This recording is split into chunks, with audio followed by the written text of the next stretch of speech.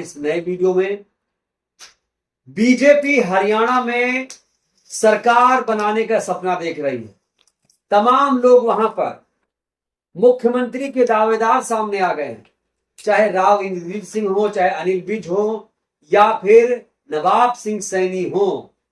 लेकिन अब लग रहा है कि लेकिन अब शपथ ग्रहण नहीं, शपथ पर ग्रहण लग जाएगा। हमारे साथ हैं सुप्रीम कोर्ट के senior advocate Narendra Mishra ji. Narendra sir, बहुत स्वागत है आपका। अब बीजेपी के लोग उत्साहित हैं, खुश हैं कि अब हरियाणा में हमारी तीसरी बार सरकार बनने जा रही है, शपथ की तैयारी हो रही है। क्या क्या कहेंगे, शपथ हो पाएगा? आप लोगों ने भारत देश के इतिहास में पढ़ा होगा, किसी ने बोला था कि दिल्ली अभी बहुत दूर है। वो टाइटल्स किसने बोला था आप सबको पता है, निजामुद्दीन औलिया ने। मैं आप लोगों से ये बोलना चाहता हूँ, पूरे भारत देश के लोगों को बोलना चाहता हूँ कि जिस तरीके से इलेक्शन कमीशन ऑफ इंडिया ने जिस तरीके से इलीगलिटीज के आधार पर हरियाणा का चुनाव कंडक्ट कराया है, वह पूरे भारत देश के लिए, पूरे भारत देश की जनता के लिए लोकतंत्र की कहीं ना कहीं हत्या हो। अब प्रश्न यह उठता है कि ये सारे जिन शब्दों को हमने यूज किया है वो किस प्रकार से आधारित। पहला पॉइंट, आप सब लोग बताइए कि फॉर्म 17C हो गया, इलेक्शन कमीशन ने फर्स्ट राउंड का डेटा रिलीज कर दिया, सेकंड फॉर्म टर्नआउट का डेटा दे दिया, और वही 11:45 तक रात के 5 मतलब उस 5 अक्टूबर जो है उस दिन उन्होंने डेटा को अपलोड कर दिया। अब ऐसा कौन सा डेटा रिमेन बचा हुआ था? ऐसी कौन सी लाइन भारत देश में इलेक्शन कमीशन ऑफ इंडिया ने ऐसी कौन सी लाइन थी जो 7 तारीख तक चुनाव के एक दिन पहले तक चलाती है, और उस लाइन का डेटा वो नहीं दे पा रहे और अपलोड करते तो सिर्फ 2% का डेटा हो रहा है। Point number 1। Point number 2, election commission of India ने फॉर्म 17C जो सारे रिप्रेजेंटेटिव्स पीपल्स बैठे हुए थे, जो पॉलिटिकल पार्टीज के एजेंट्स बैठे हुए थे, जो लीगल्स के साथ में उनका प्रोसाइडिंग रिटर्निंग ऑफिसर्स बैठा हुआ था, जो वो फॉर्म 17C दे रहे हैं उससे वो पूरी तरीके से मिसमैच हो गया। दूसरा पॉइंट। तीसरा point, election commission of India ने जो 100% बैटरी चार्ज पाई गई है, उस 100% बैटरी चार्ज वाले जो जिले हैं विभिन्न भारत देश के, यानी हरियाणा की, उसमें महेंद्रगढ़, इसके साथ में पलवल, इसके साथ में फरीदाबाद, गुड़गांव, ऐसे भारत देश के हरियाणा के 8 जिले हैं, 10 जिले हैं, जहां पर वोटों का मार्जिन 1% से 1 से लेकर के 2000 वोट तक का डिफरेंसेस मेंटेन कर रहे हैं। जहां पर ईवीएम 100% चार्ज पाई जा रही है, वहां पर बीजेपी को सीधा 34 सीटें मिलती हुई आ रही है, जिसमें से टोटल विधानसभा वहां पर 45 है, लगभग 45 या 42 है। I am not corrected but it is correct. अब सारे लोगों से मैं पूछना चाहता हूं कि आर्टिकल 164 कहता है कि कोई भी सीएम यदि ओथ लेता है, भारत देश के संवैधानिक पद पर बैठता है, तो भारत देश की संविधान की शपथ लेगा वो कि जो भी नियम कानून संविधान में है लिखे, हम उसकी बराबर तरीके से ओथ लेंगे और वैसा कार्य करने के लिए हम बात देंगे। पर भारत देश के इलेक्शन कमीशन जो भारत देश के जो अभी हरियाणा के चीफ मिनिस्टर हैं, आज जो chief election commission of India जो ओथ लेते हैं, वो ऐसा कहीं भी करते हुए नजर नहीं आते। इसको लेकर के कांग्रेस पार्टी के बहुत सारे जो वहां से हरियाणा से नेशनल और इसके साथ में स्टेट बॉडीज है, वो मेरे पास पिटीशन लेके कई दिनों से आई। उसका काफी बड़ा मंथन हो रहा था। मंथन होने के बाद यह स्पष्ट सारी चीजें हो गई कि अब इससे पिटीशन फाइल होगी, और आज पिटीशन फाइल होकर के आज ही हो सकता है हम लोग CGI chief justice of India से मिलने की कोशिश करेंगे पूरी डेलीगेशन के साथ में। और याचिका क्या है? याचिका में हमारी 2 प्रेयर्स हैं कि जो इलेक्शन कमीशन ऑफ इंडिया ने कांग्रेस की जो एप्लीकेशंस दी गई थी, वो लगभग 22 पन्ने की है, आपको मैं कहूंगा तो भेज भी दूंगा। वो 8 तारीख को ही इनको दे दी गई थी, जिस दिन इलेक्शन कमीशन ऑफ इंडिया को 9 तारीख को दी गई थी, जिस दिन इलेक्शन कमीशन ऑफ इंडिया ने हरियाणा के चुनाव का रिजल्ट डिक्लेयर किया था। पर इलेक्शन कमीशन ऑफ इंडिया ने इस बात को पूरी तरीके से एक शब्द में खारिज कर दिया कि जो प्रेजेंटेशन कांग्रेस पार्टी का आया हुआ है उसको डिसमिस किया जाता है, बस। It's not fact of the case. उन्होंने ये सेटिस्फाइड नहीं करने की कोशिश की 100% कैसे बैटरी चार्ज हो गई।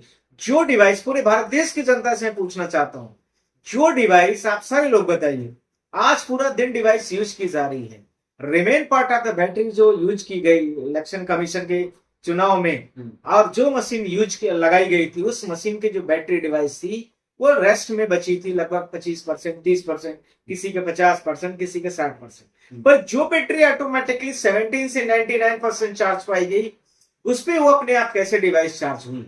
उसके लिए मेरे 4 क्वेश्चन। पहला, इलेक्शन कमीशन ऑफ इंडिया ने क्या खुद चार्ज किया? दूसरा, इलेक्शन कमीशन ऑफ इंडिया ने नहीं किया तो उसकी सबऑर्डिनेट बॉडी ने किया। पॉइंट नंबर 3 इसी का सब points. Election commission of India ने किसको परमिशन दिया? पॉइंट नंबर 4 इसका। इलेक्शन कमीशन ऑफ इंडिया ने यदि परमिशन दिया तो क्या वहां पर जो वहां कंटेस्टिंग बॉडीज है, जो इलेक्शन को कंटेस्ट कर रही, भाजपा या कांग्रेस जो भी है, उनके पीपल्स जो कंटेस्ट कर रहे थे उनको बुलाया या नहीं बुलाया, उनको नोटिस दिया नहीं दिया, एसएमएस किया या नहीं किया, क्या किया? और इसके अलावा नेक्स्ट पॉइंट 5, क्या इलेक्शन कमीशन ऑफ इंडिया ने इनको नहीं बुलाया तो क्या भाजपा या रूलिंग पार्टीज के दबाव में रह करके उनके लोगों को बुलाया? इसका सीसीटीवी आप ये कह रहे हैं कि मशीन में अदला बदली कर दी गई होगी काउंटिंग के दौरान? मैं यह भी नहीं कहना चाहता, पर यह भी नहीं मैं शांत रह सकता हूं कि ऐसा नहीं किया गया हो। जब ईवीएम की सारी डिवाइसेस आपकी चार्ज पाई गई तो इसका मतलब यह भी है कि उस ईवीएम के साथ यानी मशीन के साथ में, यानी जो मशीन है, मशीनों की जो बैटरीज है, यदि वो चार्ज पाई गई तो उसमें कुछ भी संभव है। यह भी बात मैं आपसे कहने में जरा भी हिचक नहीं रखता। तो फिर जो चुनाव आयोग को प्रार्थना दे रही है कांग्रेस पार्टी, खेड़ा साहब हो या जयराम रमेश, लगातार चक्कर काट रहे हैं लेकिन मीटिंग नहीं हो पा रही आयोग से। इलेक्शन कमीशन ऑफ इंडिया जो बातें कह रहे हैं, बड़ी अच्छी अच्छी बातें करने में काफी माहिर हो गए हैं, क्योंकि इन्हीं बातों के आधार पर उनको वो इस पोस्ट पर बैठाया गया। पिछली बार के जो लोकसभा के भी चुनाव थे उसको भी हम लोगों ने फाइल किया था और उसपे भी यही सेम चीज थी। हम लोगों ने मध्य प्रदेश, छत्तीसगढ़, राजस्थान की पिटीशन फाइल की थी, उसमें भी सेम ग्राउंड थे। अब इस तरीके से अब स्पष्ट हो गया, वही चीज राजस्थान, हरियाणा में भी दिखती हुई नजर आई है। अब यह स्पष्ट हो गया पूरे देश की जनता को कि जो इलेक्शन कमीशन ऑफ इंडिया है, ये 3-4 तरीके के डेटा प्रोड्यूस करता है। जहां इनको लगता है कि यहाँ से पार्टीज को जिताया जा सकता है, वहां जिताने के लिए 3-4 डेटा अलग अलग डेटेज पर जो form 17C sir, election commission तो स्वतंत्र बॉडी है, निष्पक्ष चुनाव कराने की बात आर्टिकल 324 में है, तो फिर वो एक पार्टी के लिए काम क्यों करेगा? सैद्धांतिक पद में बड़ा अच्छा लगता है बोलना, पर आंतरिक रूप से इलेक्शन कमीशन ऑफ इंडिया बेहतर बता रहा हूँ।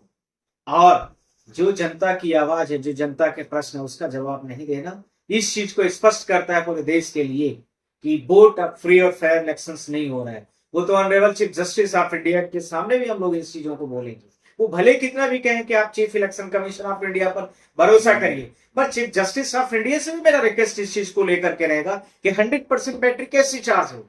हमारे सुप्रीम कोर्ट के सीजीआई साहब बैठते हैं, हम लोग सब साथ में बैठते हैं जैसे, तो उनकी डिवाइसेस में पोर्टल में लगा रहता है इलेक्ट्रॉनिक चार्जर।